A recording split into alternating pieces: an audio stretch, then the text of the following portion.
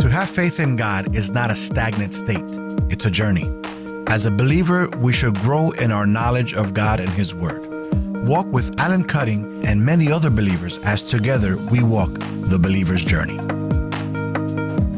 Aloha, and thank you for joining us today. You are tuned in to the believer's journey, whether you're listening by some program like Spotify or if you're watching us on YouTube or Facebook. Here we are. We're glad you have joined us. We want to thank you for participating in our ministry, for listening, watching, writing to us, supporting us with your prayers, with your money. We just really want to tell you thank you. We really do appreciate it. Today, I've got an amazing program, and I have an amazing guest. His name is Brian Duncan. However, I've never known why he puts the J in there. Nobody knows him by J. It's Brian Duncan. So Brian has been a good friend. We've gone to church together for years and years, and he's a musician, a composer, a producer. He's won accolades. He's got a gold record. He's been nominated for a Grammy. He's won Dove Awards, nominated for more. And he's just an amazing person with a lot of humility. Oh, and our topic today is to be still while waiting on God.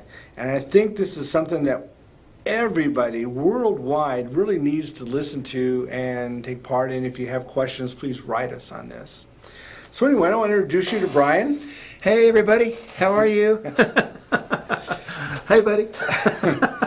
So it says, I've just learned a lot of your background. Yeah. And it's probably because you're so humble. And well. I have to tell you, I've had other people on my program that have written books and have been, let's say, with San Antonio in a huge organization working for something that you, when I'm friends with them, really good friends with other people, they don't say anything about it. And it's because this humbleness, I think, is huge within people like him, like you, that I think is amazing. Thank you. I have tried to get you on this program for a year. Well, it wasn't because I was too busy. It was because I just, this is kind of a little uncomfortable, but you're making it so comfortable, so thank you. Well, the funniest thing is we have a mutual friend who passed away. And right. I remember talking to you about coming onto the program, and you were saying, well, I'm really camera shy. I'm really shy to talk on, microphone shy. And here you jump up on the stage, you grab the microphone, and start talking to everybody, go, that's a bunch of bunk, So the first thing I did afterwards, I said, you're on my program. Well, paying tribute to him was absolutely wonderful. He was a godly man. And so it was very, very, at the spur of the moment, it was something that everybody loved him.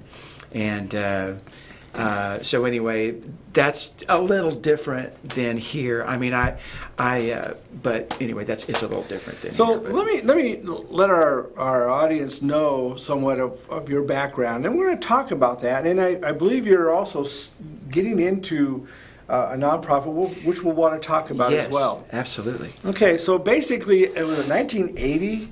1980, you composed your first jingle for Sonic. That's right. Sonic Drive-In. Sonic Drive-Ins. And it was I guess, broadcast over 27 different states. It was. Wow, that's pretty successful. Well, it was one that I didn't even know at the time what a jingle was, basically. But I was playing on a local talk show. I'm from Oklahoma, and so I was playing and singing my songs on a local talk show called Danny's Day. One of the men there who sold time or sold air there, his name was Paul Wise. One of his clients was Sonic. And so he knew that they were looking for a jingle, and he knew that I had written original songs. So he came up to me after one of the tapings and he said, hey, Brian, I understand that you write songs. These are good. And he said, have you ever heard of a jingle? And I said, absolutely not. And he said, well, I know that Sonic he told me what it was, and he said Sonic was looking for one. And so it took me literally about 20 minutes to write it. At the time, you couldn't play all of the instruments on a keyboard. So I played all the instruments. I played the drums, and I played the bass, and I played the guitar, and I played the piano, and had someone else write the horn parts to it. And had a singer from Nashville, a guy from a group called Barefoot Jerry. I don't know if you remember them, but they were kind of big in the 70s, I think. But anyway, his name was Terry Barfoot, I think, or something like that. But anyway, so I got all that together, and it won a lot of awards. We had Tom Bosley was our spokesman that year. Wow. So that's Mr. Cunningham for all of Happy Days. Happy Days. Yeah. And so that kind of spurred on more jingles, and so that's how I kind of got it into the broadcast music business then. So Now, I also see that you've been a producer and I guess composer for different TV shows and different NBC, CBS, TVN, ABC, all kinds of stuff. It goes. I mean, I have a huge paragraph for Disney, SeaWorld, Right. for the Tejano Music Awards. I mean, you've done a lot of stuff here. some of that, like the SeaWorld stuff and the Tejano Music Awards, that was back a long time ago. But that was all basically through local connections here. All of the other stuff were basically more on a regional and national level, working with audio companies that produced. They would have like a stable of people like myself who were composers and programmers and stuff, and then they would hire me. They'd go, okay, now here's something for Dillard's, or here's something for J.C. Penney's, and stuff like that. So when I lived in Hawaii, the new Perry Mason program came on. Right. Okay, so that's one of yours. Now, I didn't do any music for them, but what I did do was what they called ADR work, which stands for Automated Dialogue Replacement.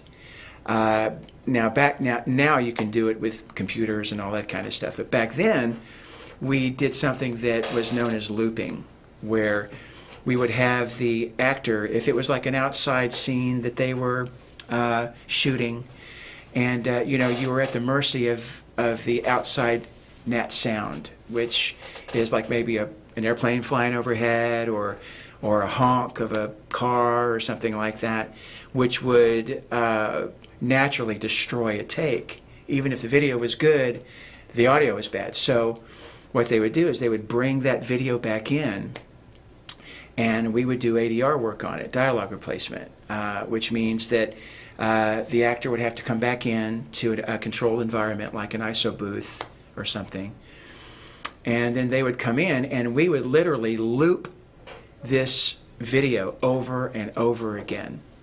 And you would hit the button, you would hit record, and they would do it over and over again until it was perfect, right? Mm-hmm. So we did that. Yeah, we did that with the new Perry Mason. We did it with Father Dowling's Mysteries, which was another show that it was the second time that I had the privilege of working with Tom Bosley, Mr. Cunningham, as it were. Yeah. Because he was the principal on that show.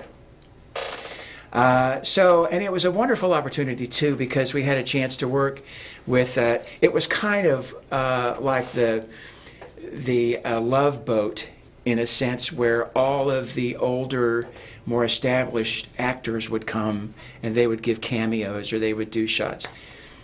Or like little one shots. So I had an opportunity to work with some wonderful people like Debbie Reynolds and Harv Presnell, who they happened to be doing the Unsinkable Molly Brown. It was like an off-Broadway, musical that they were touring with, and so Debbie Reynolds was there. So I worked with her a number of times, and that was awesome. That was awesome. So. Well, I know that you and I have mutual friends that, in fact, they were supposed to appear on my program in 2020 in March or April. March, I think it is. David and Celeste Clydesdale. Oh, yes. And the only reason they were not able, they were working in Dallas. They were Right. supposed to do a production in Dallas for the church there. Yeah. And COVID hit and everything shut down. Yeah. And they couldn't make it here. And they were supposed to be on my program. And they're like, well, can't you come back sometime? Because they're amazing people. Well, I started working with David first, and then through David, I got the extreme blessing of working with Celeste, who at the time was one of the biggest children's musical composers, Christian, I think in the world. I believe. Yeah. And so God just I mean, blessed my socks off there. David, of course, does a lot of, he's doing a lot of custom projects right now, but he's worked with every company in the world. He has his own company. But we are now doing, as a matter of fact, we just finished 3 projects for custom artists that we recorded the Prague Symphony with them. So we just finished doing 3 projects. He's about to go back in November to do 3 more. And so I'm responsible for all of the synth work. Mm-hmm. So he hires me to do everything first, as far as the synth and the click track that the orchestra works with. And so all of that goes to Prague before the symphony even hits a note. But I did all of the tracks for Celeste, and we became dear, dear friends. And I've done probably anywhere from 10 to 12 musicals for her. Yeah. And so they've kept me very, very busy. Thank you, David and Celeste. Thank you. Well, while they lived here in San Antonio, Susan got to be really close friends with Celeste. Yeah. And I think it broke her heart when they had to move back to Tennessee. It was like, oh man, it's like she's become my best friend, and now she's leaving. Well, you know what? But I think they still enjoy a wonderful friendship, and that's just how the Clydesdales are. Yeah. I mean, I think that they're loyal friends, and they pray for you without ceasing, and they always kind of say, "What's going on now? What's going on now?"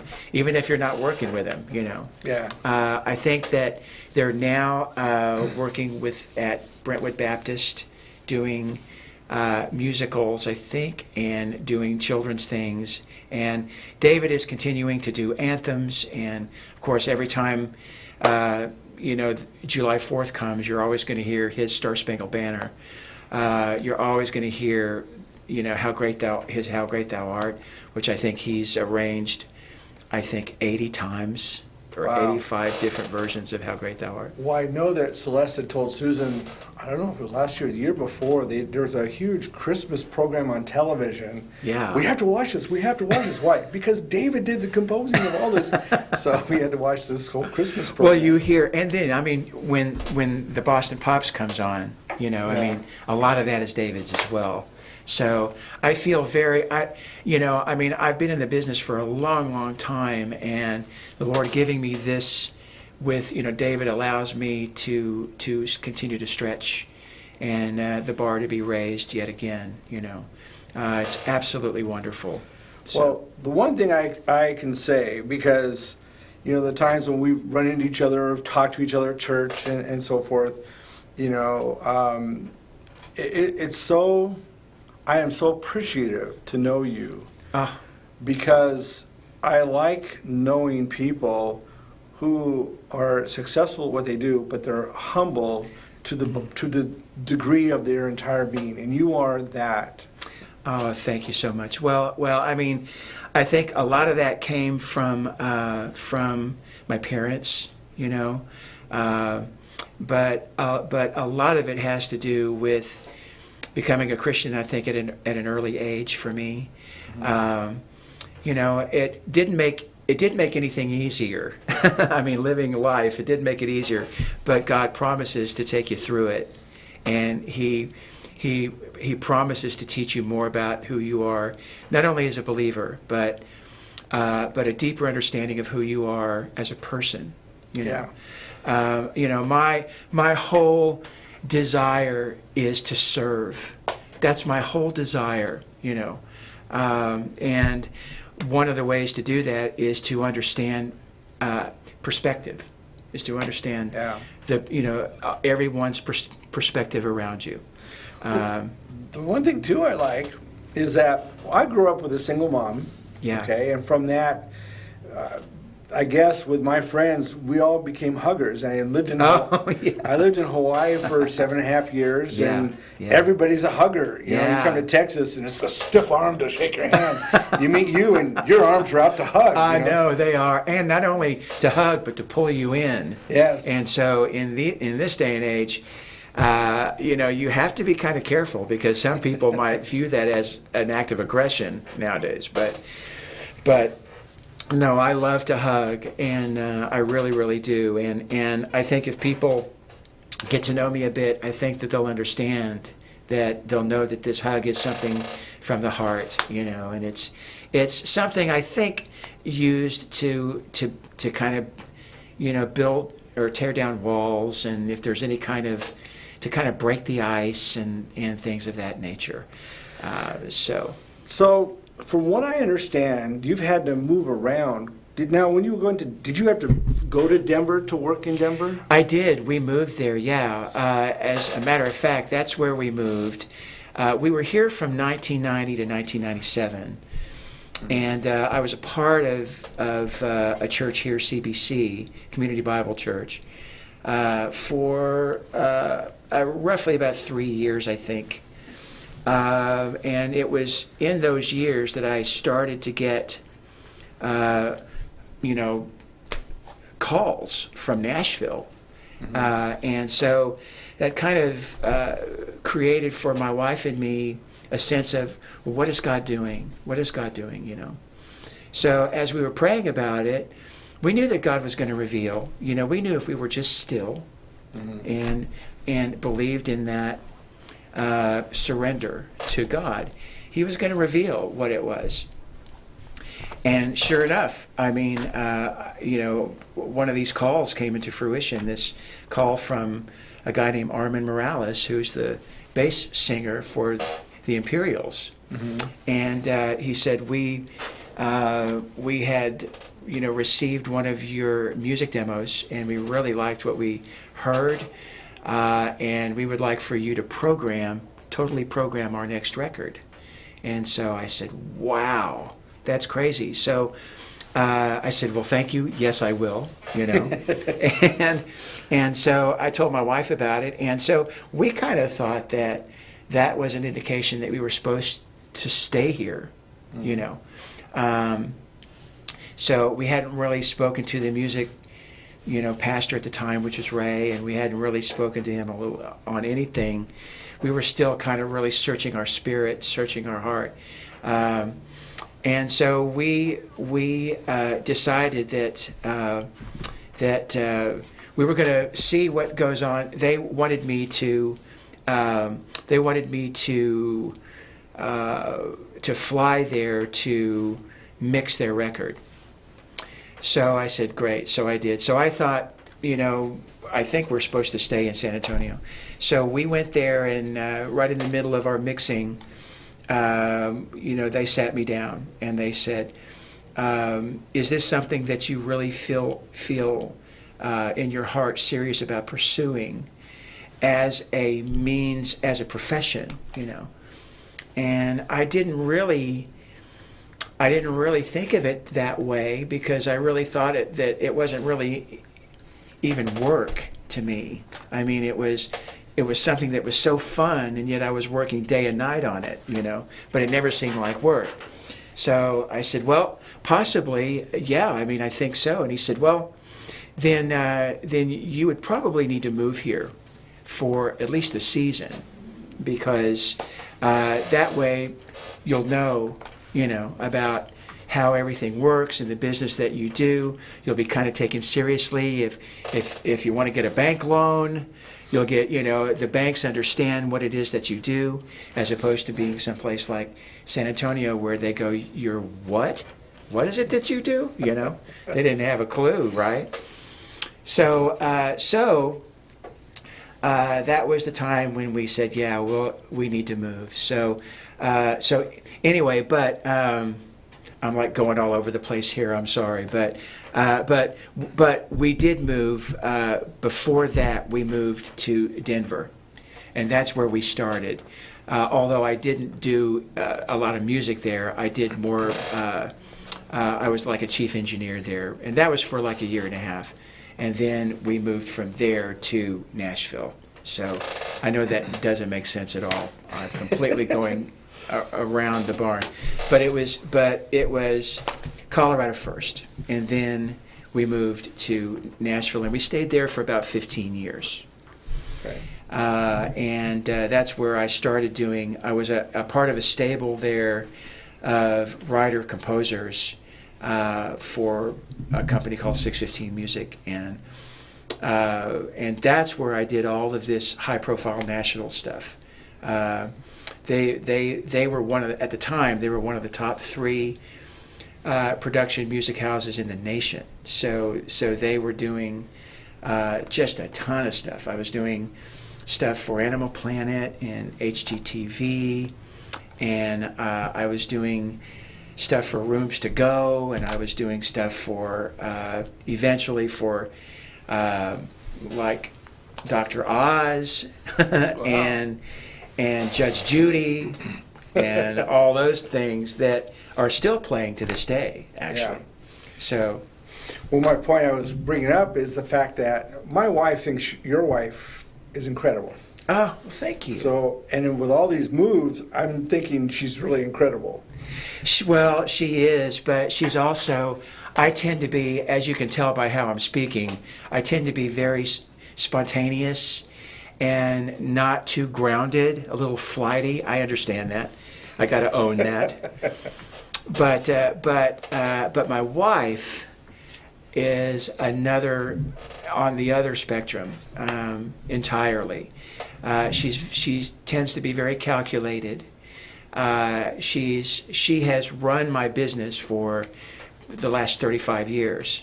Wow. And so she is as much as to where I like to think I've got a gift of music, her gift is in management, and her gift is in understanding, what it is. Do we do this so this happens, and so this will happen? It's that kind of deal. Mm. And so, yeah, she's the one that she is the one that I always, when it was time to move back to San Antonio, I would use her as a means of, is it time yet? Because we prayed wholeheartedly about it, and time and time again. And Terry was always, it is not time yet, because you don't have Nashville out of your system, and there's still too much. We have, we're like still getting clients happening in Nashville and all that kind of stuff. So when 2011 came and the offer was given, I went to Terry again, and she said, I really believe it's time. I really believe it's time.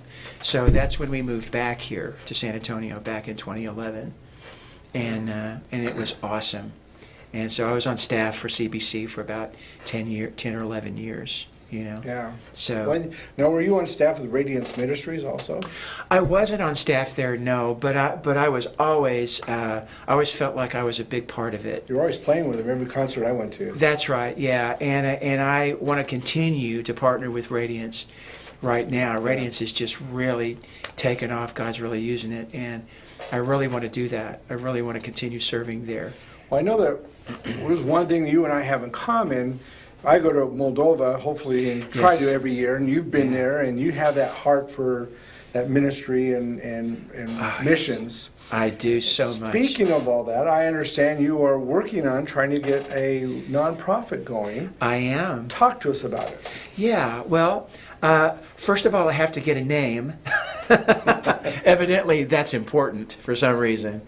But The only reason why I'm doing it, I had no knowledge that I could do that. I'm kind of a service-oriented company is what I do, but one of the things that have tried to serve over the course of all of these years were music ministries. And one of the constant things that I found out about music ministries were they all tended to be financially struggling, you know. Because it's like, how do I give money for, you know, production as opposed to, you know, money for, you know, doing other things that are very important within the structure of what they do. You know, so, you know, feeding the poor, you know, traveling, you know, that kind of stuff. So I came to a conclusion even back then that the ministries that I was actually working for, I would not charge them more than they could pay. So we would go into, before I began working with them, I would say, all right, tell me what your situation is. Let me pray about this, you know. And so that's how I ended up working. That's how I ended up. That has been my ministry, you know, and continues to this day, you know. And so I started working through Radiance and through CBC, doing projects with Moldova, with Chisnev Baptist Church. Okay. Yeah, right, or Kishinev. Kishinev. It's a wonderful word. Kishinev. Kishinev. If you want to say Kishinev, I think that's the Russian way to say it. But if you want to say it the way their country is, exactly. Kishinev. Yeah. Right. Exactly. So we did those. We also worked with a Uganda children's ministry called Mwangaza, and which I programmed and produced. Pretty much, I think, 3 records for them. Those are where the children go and they sing. They come over all over the United States and they sing. They do, yes. And so, as a matter of fact, they were in, when I was living in Nashville, they actually opened up some of the, a year with the Dove Awards. And so it was them with Michael W. Smith, and Michael W. Smith got to know them and really embraced them and became a part of his ministry at the time. So we have 1 or 2 of their albums. So you worked on those albums? I did. Oh. Yeah. You should see my name on them because. Oh, okay, I'll look. Because they're there, and having a chance. They called me the truck maker because they wanted to say track, but they said truck, so they called me the truck maker. And sent me one day to show their appreciation. I got this beautiful shirt that was handmade there in Moldova. Or I mean, not Moldova, Uganda. but right, Uganda. And so I wear it sometimes, but it's very bright. Well, there you go, right? But it's very bright. It's very great. So I'm working right now with a company called RussiaWorship.org. And they're a nonprofit, but they're doing children's musicals right now, and they happen to be doing Celeste's children's musicals. Oh. But they're taking over in Siberia and over in Russia. They're getting translations, and they're starting to do that. Well, a guy by the name of Jerry Schroeder, who's a wonderful guy, and he runs Russia Worship. He was wondering who had done the tracks, and so kind of followed the trail through Dave and Celeste to me. And so now I'm working with him, and we've got probably eight other projects on the tarmac right now. So we'll have to have you back again when you hit your nonprofit going. Oh, I would love that. I would absolutely love it. I would love to get funding to where I can go to these music ministries and say, you know what, you don't owe me a dime. This is, which would be such a blessing for them, Well, it's interesting. So I go to Moldova. My wife likes to go with me as much as possible. Yeah. We go to Moldova every year. We're able to fund our flight there through our business. But when we're there, it's just all done. There's no charge. And Wow, they yeah. actually called somebody when I started doing seminars, like on relationships Yeah. and things like that. They called somebody here in the States and asked, they were a big name, they asked if what they would charge, or what could they, not even what they could charge, could they come out and do a mission trip and speak? Yeah. It's sure, but it would cost you $50,000. Yeah, right, I'm yeah. like, wow. Yeah, I know it. So, Well, I mean, the problem is with a lot of these music ministries is they are left to they have to work with decades old music content, you know, and so which impedes, I think, their ability to be as effective as they want to be, you know, especially if they're wanting to write original compositions and things like that. So that's why I think it's that's why the nonprofit. I mean, I had two different entities that were pointing me into nonprofit areas who didn't even know each other. So to me, in my, you know, faith, I'm saying, well, this is something that I really need to, like, really research and see exactly. I mean, being a service-oriented business, it's a little different, you know. And so I'd gotten some. I've been in council and I've been doing Zoom meetings with you know, people that are a part of this ACT International, which is a facility that facilitates nonprofits, Christian nonprofits. And so, you know, they're telling me that it can be done, but they're saying you know, I mean, it's like you have to kind of weigh it out. You need to go either all in, or, you know, it's very difficult to have nonprofit as well as a for-profit business. So you need to really weigh it out to really, is it something that you really want to go all in? And yeah. I believe my answer to that is a resounding yes.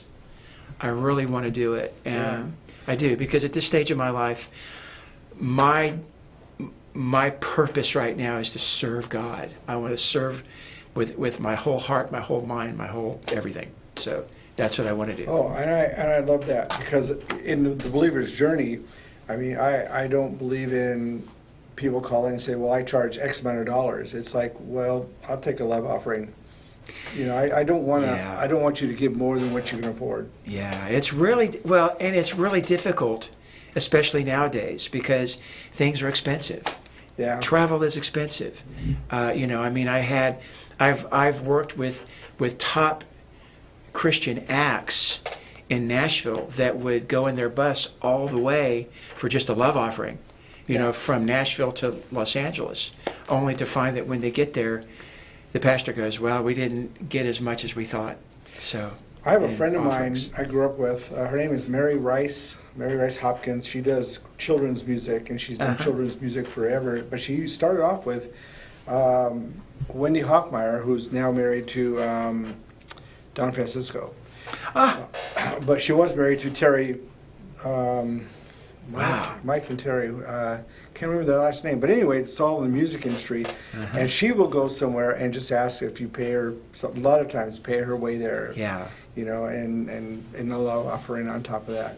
We did Don Francisco. That brings up a concert that we did here in San Antonio years ago. That was at Community Bible Church. They used Beginnings concert. the Beginnings concert. That's Yeah. exactly right. They had me be musical director. We had like 10 of the big 70s Christian artists. So we had Jenny Grime, we had Dallas Holm, we had David Reese, 70 times 7.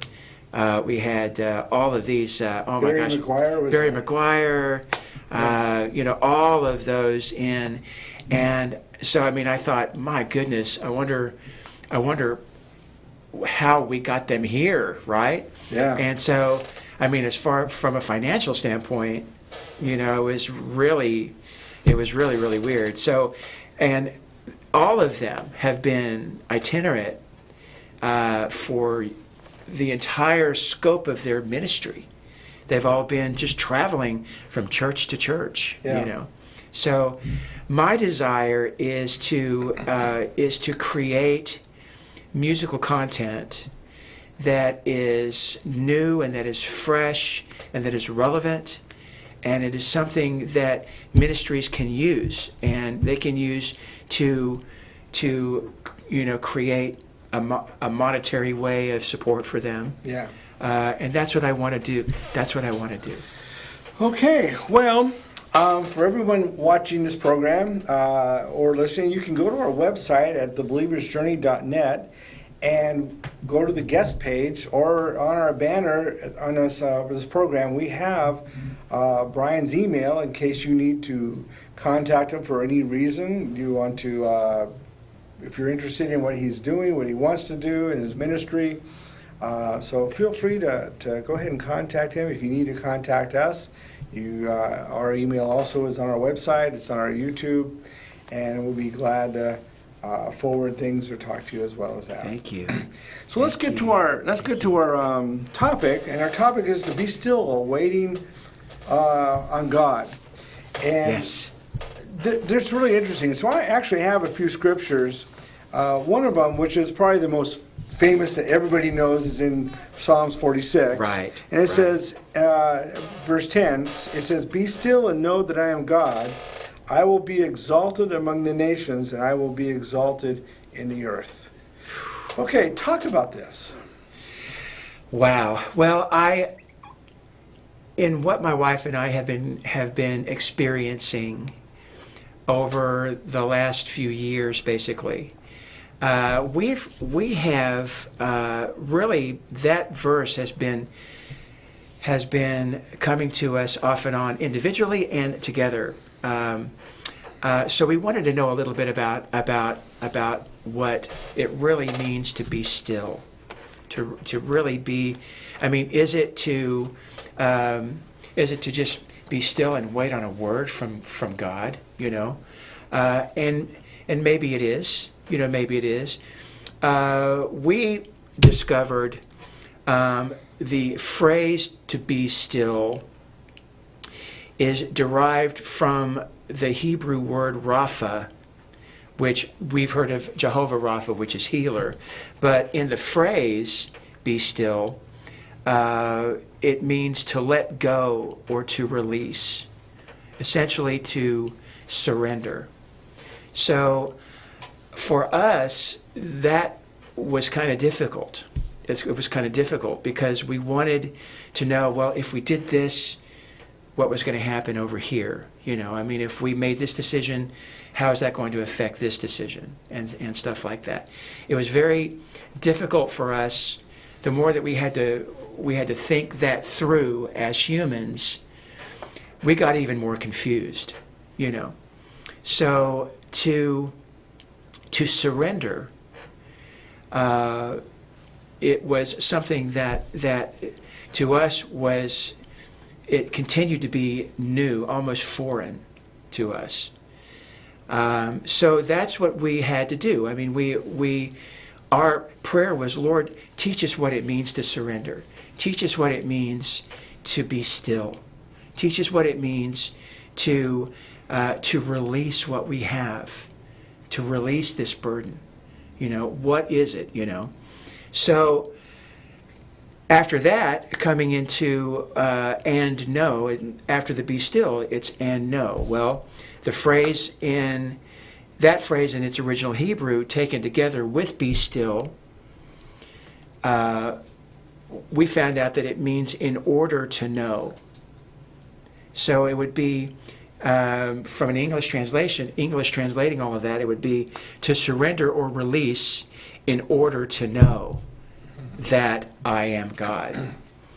So that led us to believe that we need to take a step of faith, and that step of faith is to surrender and know that God is going to work in that faith walk. And that actually fits other passages when it talks about that. Yeah. Because the idea of be still and know I'm God, you know, in the English term, and actually in other languages, we all kind of come from the same, we derive all this from the same dictionaries and so forth. Yeah. It really doesn't have the meaning if you go back until you go back to the Hebrew and do what you just did. Right. Yeah. So. Yeah. Well, I mean,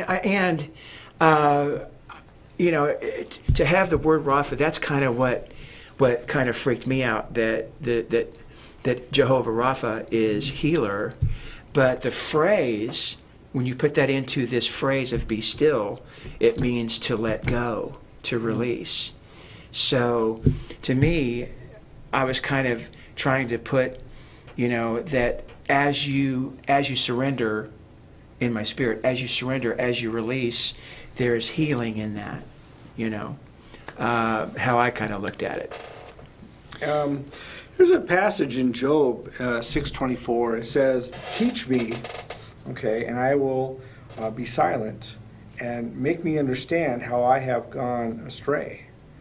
So a lot of times, and coming from whether you're in a lay ministry or if you're in you're actually a missionary or pastor. Yeah. There are a lot of missionaries actually watch this program, so it's kind of neat. And actually, I've heard some pastors even watch it. But Awesome. I think it's important because a lot of times we get on the idea that we have to take action, we have to do this, we have to do this, and we're pushing, to all to find out we're trying to make something happen, and then going back, oh yeah, God, I did this, come bless it. You know, and what we forget is that we need to stop. We need to commit this to Him, surrender it to Him, and say, all right, let me see your works done.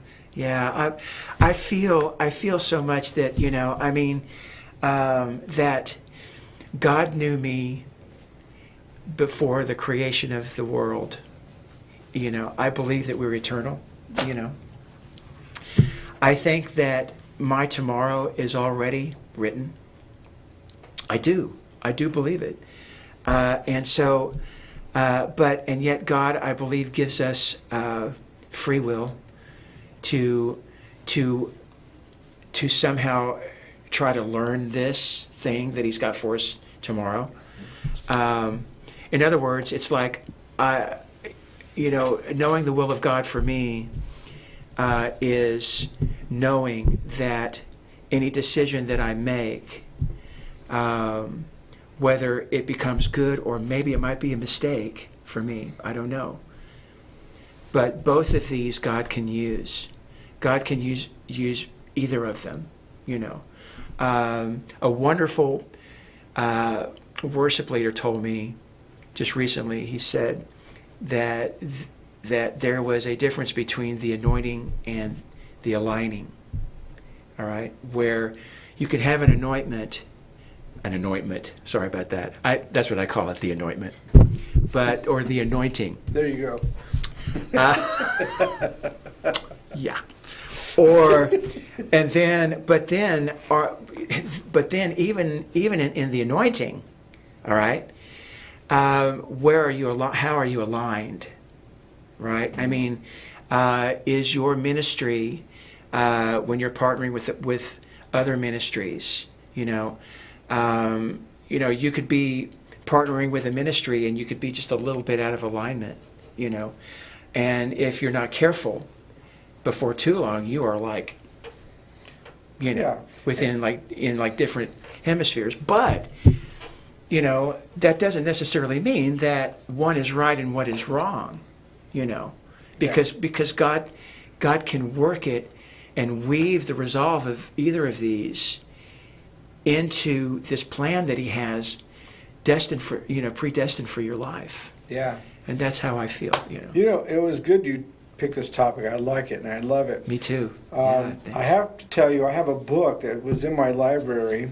It was written back in 1971. It's 40 years old. Golly. That's old.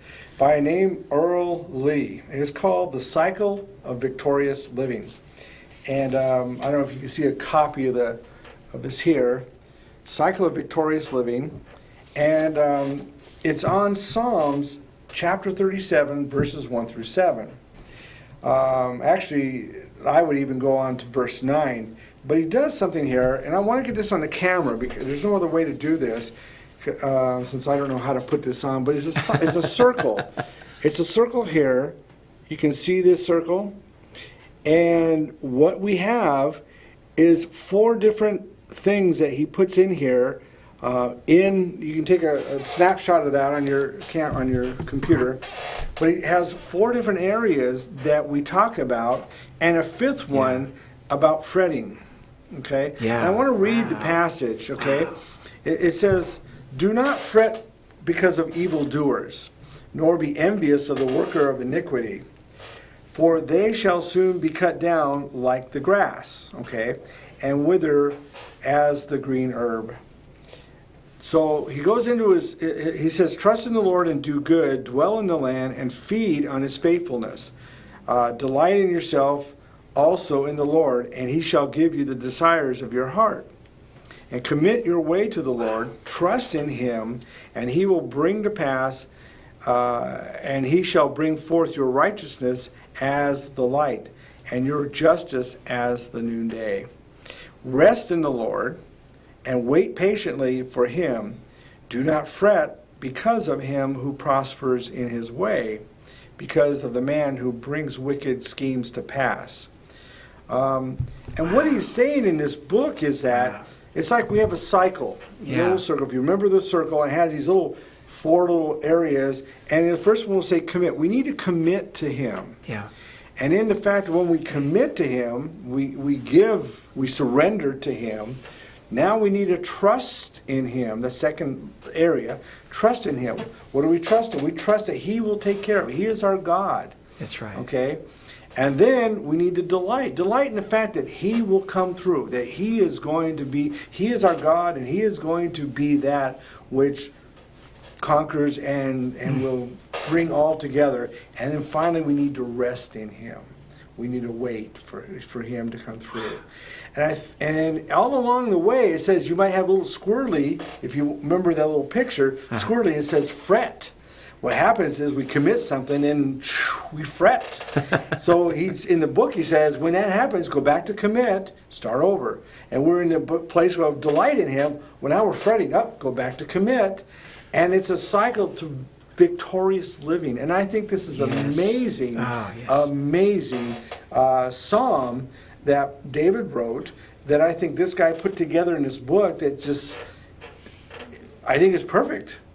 It's perfect. You can buy this on Amazon. I mean, it's on Amazon, The Cycle of Victorious Living by Earl Lee. And I think what you're saying in the form of this book has written it for you. Yeah.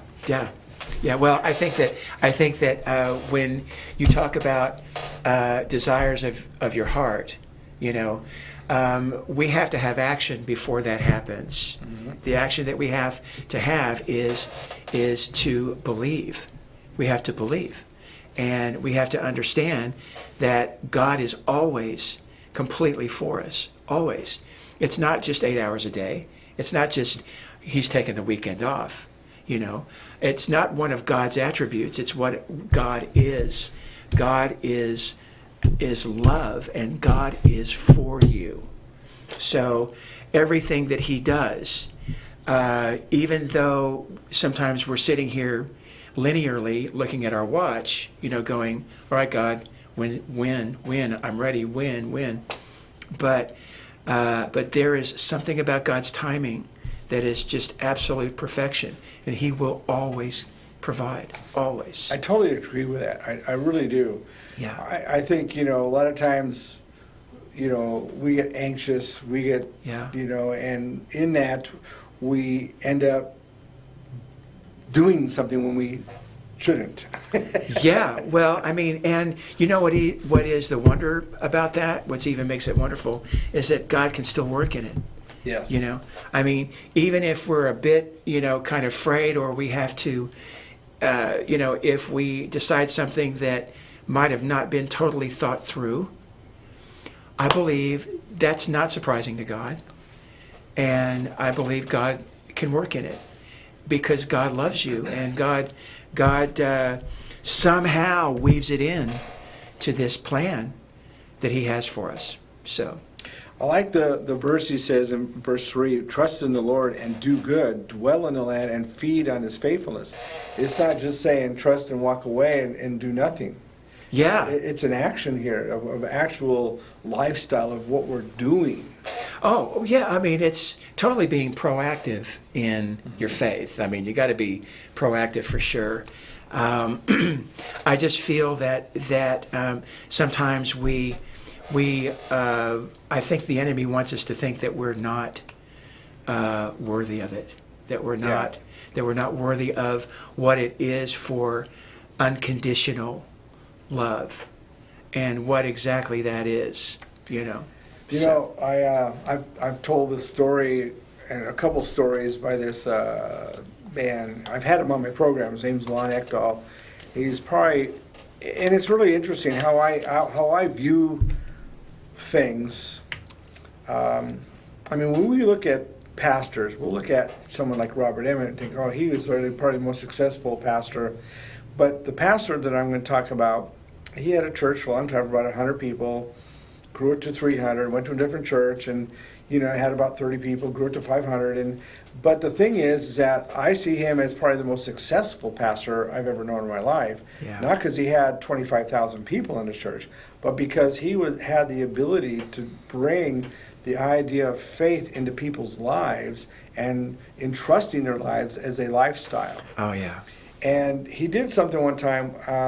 We were at church on a Sunday night, and we were leaving. And it was in a Nazarene church, and it was a mission church. So they were funded a little bit by the district, and we had to do the rest. Mm-hmm. So we're walking home, and the treasurer runs up, Pastor. She's all frustrated, and she says, we have a problem. Well, what's that? We didn't make enough money for our budget. We're short on our mortgage or something. And he says, oh, well, how much are we short? She said, like $500.28 or something like that. Oh, well, it's God's church. Let's go pray about it. We walked home. The next morning we get a knock on the door, and this little lady comes to the door, and she said that her son was in church yesterday. He's kind of come and turned his life around and meant to give this money to the church. But here it is, and opened up, it's $500. Oh, my goodness. Spot on. And it's like, what? He immediately called the treasurer up, and, oh, your prayers have been answered, And Robert is one of those guys that, and he would tell you, as a matter of fact, I remember asking him this question, and I wasn't the first one, but I said, what do you attribute? I mean, even back then, CBC was growing in ways that we were just scratching our heads. We were going, what is going on?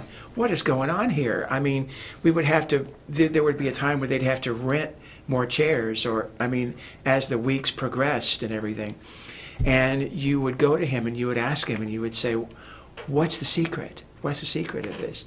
And he would say, I don't know. Other than the fact that we're preaching Jesus. We're preaching Jesus. Yeah. And well, I remember coming to the church when Central was just finished built, and they built it for 1,500 people, and there are 2,800 there. Yeah. So now were the plans automatically to build a bigger church. Yeah. So they built it for 3,500, and as soon as the doors opened, we had 4,400. I remember when we left in '97, they had the Making It Great in '98, right? Uh-huh. And that was to build the Central. Yeah. Which was the main sanctuary back then. But I remember when he would fly me back, the walls would be lined with people, would just be lined with people.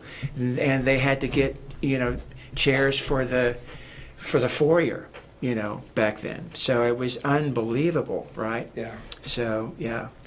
Well, one of his quotes that I use all the time, attributing to him is, read your Bible and do what it says. Yeah. Oh, yeah. And I think that is so true, and I think that people's churches, people's lives, people's relationships will grow when you take that on. I really believe so, too. I think that's what grew the church, It's just that simple little mission statement, And I think that, when we talk about how do I have a victorious Christian life? How do I have a victorious journey? What do I do in life? Well, that's when I say go back to Psalm 37. Yeah. Read those first. In fact, last two verses cease, and they're not last two verses, but the next two verses: cease from anger, forsake wrath, do not fret; it only causes harm. Okay, in verse 9, for evil doers shall be cut off. For those who wait on the Lord shall inherit the earth. Wow. So the whole idea, you're saying we need to wait on him. We need to really come to the point where to know who he is. Well, he says here, if we do this, we'll inherit. Yeah, I think waiting is absolutely wonderful, but I love the phrase to release. Yeah. And to release it. That's the thing. We can wait. But the thing that we need to do is we need to put it at the foot of the cross, and we need to understand what it means to do that, because that's where healing, Jehovah Rapha, that's where the healing begins. Yeah. Is when you can let it go.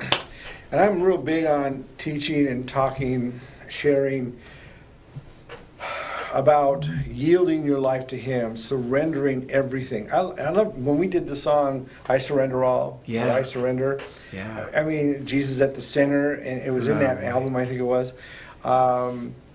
That's it. My definition of worship, is far different from people who think, it's going to church and singing your songs.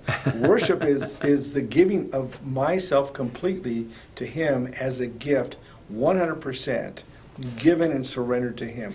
That is worship. Somebody kind of told me this, and I don't know it all the way through, but recently they said that as worship leaders doing music, we're there to help usher in the presence of God. But we need to realize that the presence of God is there. I mean, God is there. I mean, the Bible talks about whenever there's two or more, I mean, he is there.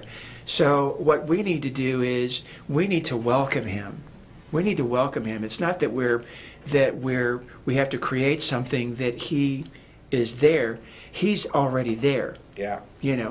And so we need to welcome. We need to just welcome and understand it, that in the welcoming, that's where we can understand what the presence is. Yeah. So. And I think in all the years I was in the choir with Ray Jones, something he did consistently is just, I so admire this, is like Wednesday nights was practice, but really man. What he did, it wasn't so much of, okay, we need to get every single note right. What it was is like telling us, you're here to prepare your hearts because Sunday you're ministering, and that's it. And then what happened? The choir rehearsal on Wednesdays became a church service. Exactly.